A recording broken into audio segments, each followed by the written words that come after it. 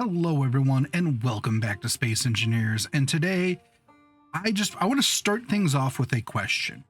Are you tired of having to do some weird subgrid shenanigans to get large grid blocks onto your small grid or vice versa?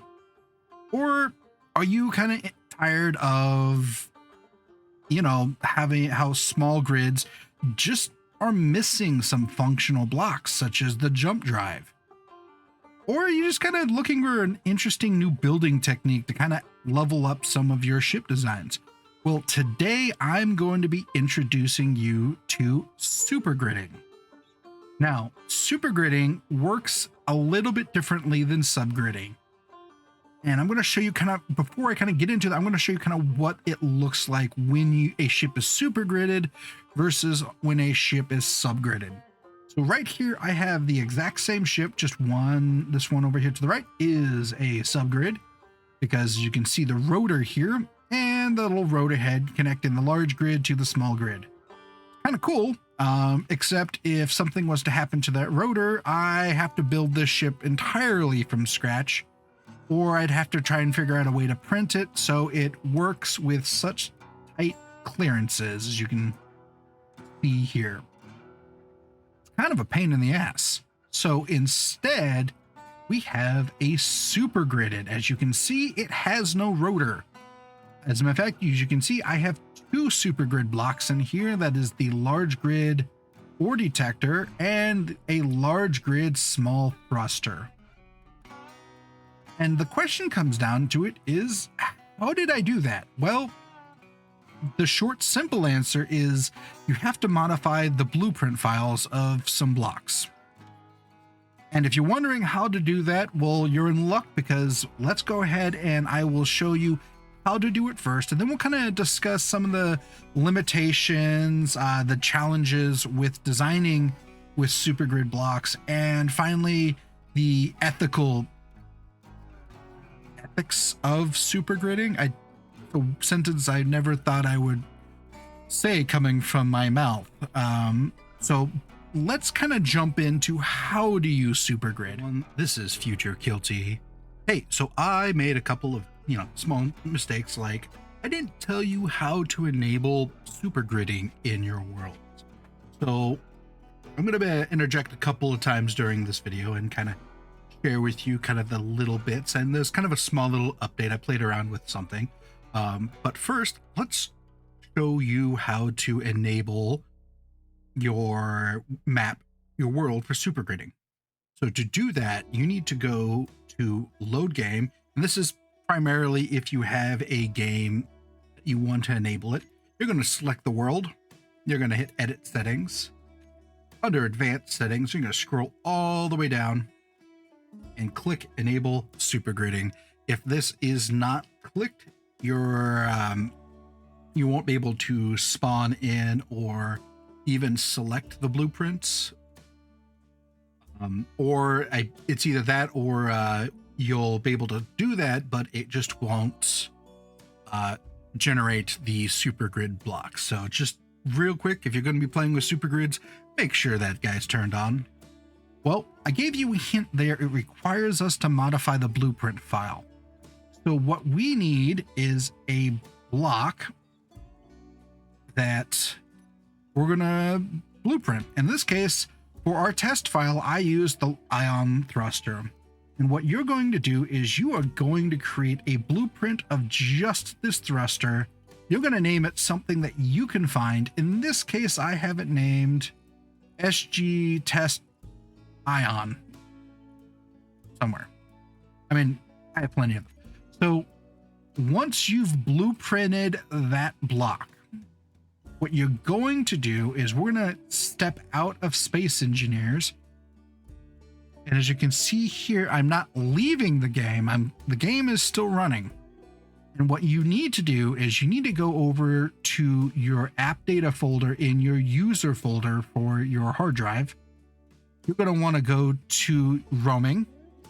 You're going to scroll all the way down to Space Engineers, and you're going to find your blueprint folder, which should be up near the top. Then you're going to go to local, because you're modifying a local blueprint. and you're going to find a folder named after the block that you just blueprinted. In this case, SG ion test. Now, what we need to do is click this top file, bp.sbc. And what I have here, this will normally, if you don't have this, it will open up in Notepad. However, if you are willing to download a free and awesomer version of Notepad, there is Notepad++, which gives you this kind of view, with everything kind of color-coded. And now that I'm done with that pitch, back to modifying this. What we're going to be going down to is line 24, where it says grid size enum. As you can see here, I already have it says small, but when you do this the first time, it's going to say large.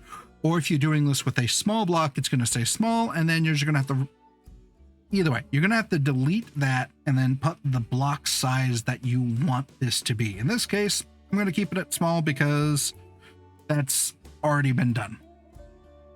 You're going to save this, and then once that's saved, before we leave this folder, you're going to hit bp.sbcb5, and we're just going to delete that folder or that file, and that's it. That blueprint is now super gridded. We're going to exit out of that. We're going to go right back into Space Engineers, and something to kind of note, if you have the block that you blueprinted in, it's not going to change it because we're only modifying the blueprint. So what you need to do to really see what happens is you're going to have to go to the blueprint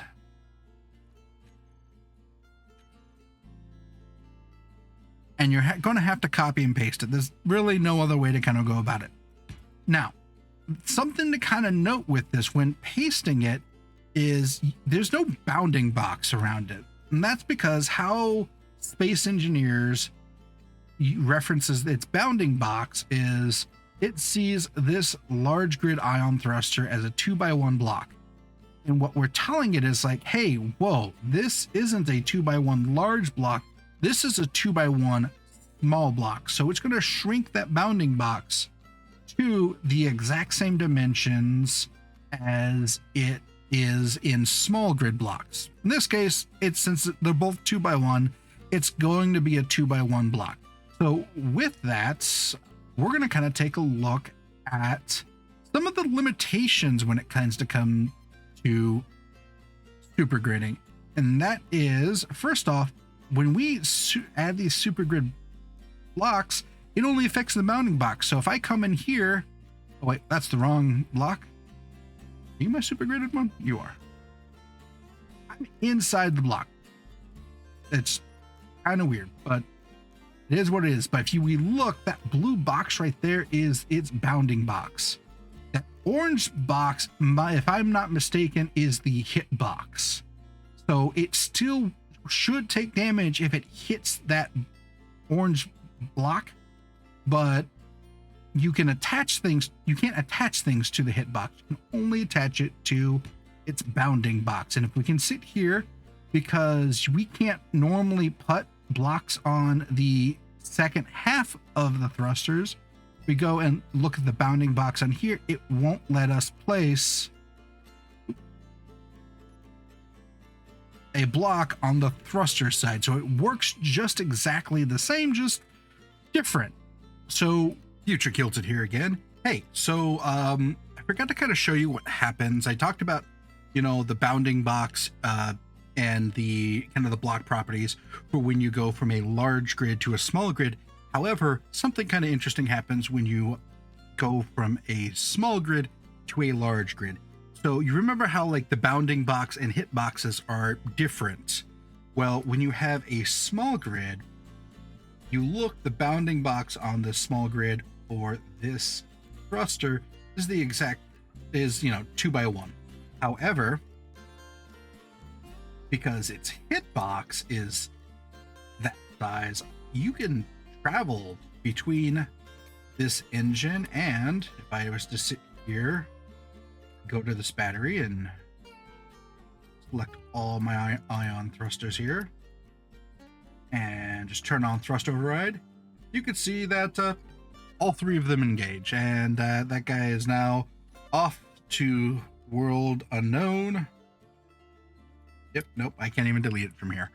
But yeah, so, and that's going to be like with all your other small blocks, is you're going to have a space or a gap. So I don't really know what you can do with this. I would imagine you can come up with some pretty interesting designs utilizing it. So I look forward to maybe seeing some of those designs, or at least being told about them. Now, back to the video. Noting kind of the next big thing is Supergridding breaks conveyors. In theory, I have these about where they should be. I have really no idea. I'm only taking a guess here. But because the port on this is 1 block in size, the only port that this should be able to connect to is 1 port in size. And I realized when I tested this, I didn't do it with a powered system. So I wonder if that's going to change it. But if we go here, go to our inventory. Oh, I'm going to need to get some items for us to move in. We'll go ahead and just do 100 cobalt ore. And let's sit here and put it in this block. Oop. And now if I try to move, oh, there we go. Never mind. It does work. I just didn't have it powered. Now, there is kind of a note on this, though. I'm going to note there is a caveat to this. And that is, sure, it may work for these large conveyors or these large cargo containers. If we look at it, even has the large cargo container capacity. Effectively, it can only use small tubing to connect to them, which means large grid weapons such as the railgun won't work, because if I remember, the large railgun ammo won't go through a small conveyor tube. So just kind of a quick note on that. Future kilted again. So, and this will be the last time I'm going to sit here and bother you guys in the middle of this video. I did some testing after I recorded this video. I found out there are 2 weapon large grid weapon blocks that will work for Supergridding. Now, I haven't fully tested them, but I do know they at least connect. And I know for a fact that the ammunition can pass through small grid, small tube, because both of the small grid variants of these weapons utilize small grid connections, and that is your assault cannon and the large grid Gatling gun. Now, that is the one caveat that I mentioned, is in order for these weapons to work, you have to be able to pass the ammunition through a small grid, small tube. And there are some benefits. I'm not quite sure if like the cost benefits are kind of worth it. I don't know. I just did some testing and realized that, hey, these connect, and figured I'd share that along with you guys. And with that, now back to the rest of the video. Now, with that kind of like leads into kind of the next kind of big thing. The ethical question is, should you supergrid? And the answer is, well, it's a feature, so that's kind of on you whether you decide on supergridding or not supergridding. However, if you're playing a server, if you're running a server and you are allowing supergrids, I honestly suggest maybe having some sort of vetting process to make sure, because let's face it, these two work like this, it's not going to stop somebody from sitting here going in and, let's see, taking a bunch of these and stacking them all together, because the bounding boxes are much smaller. The connecting is much smaller, which now means I now have all of these storage containers for a fraction of the size they take up, which, I mean, sure. Is it cheesing it? Yes, it absolutely is cheesing it. Is it game breaking though? Because here's the thing, is these still hold the same amount of inventory space. The question comes in is like, if you fill all of these container up, what small grid ship are you going to make that will be able to transport 7 large containers worth of ore? I mean, it's not impossible. I'm just saying there's kind of a resource cost kind of curve you got to kind of follow on that. Another kind of big kind of ethical question is like with these thrusters, are these thrusters game breaking? And I can tell you for a fact, no, not really. Sure, you get a little bit more oomph, but you got to remember all of these blocks cost the same to make, whether they're large grid or small grid. It's just, we're just placing them on a different platform. And it does kind of make it a little bit more difficult to repair them with your hand welder. So you're going to have to probably use like a ship or a base built welder. But realistically, I don't think it's all that game breaking. And on my servers that I ran, I've allowed supergridding. So if you're playing on a Kilted Bastard server, feel free to super grid, as long as it's not, you know, like you're trying to sit here and put in a bunch of gun walls. Yeah, no, gun bricks are not allowed, even if we're talking super gridding. Kind of with all of that, what's your guys' thoughts? Are you going to super grid? And I know I'm missing the cockpit here. I literally pasted this in for a test. But are you going to sit here and super grid? Are you going to maybe try your hand at super gridding?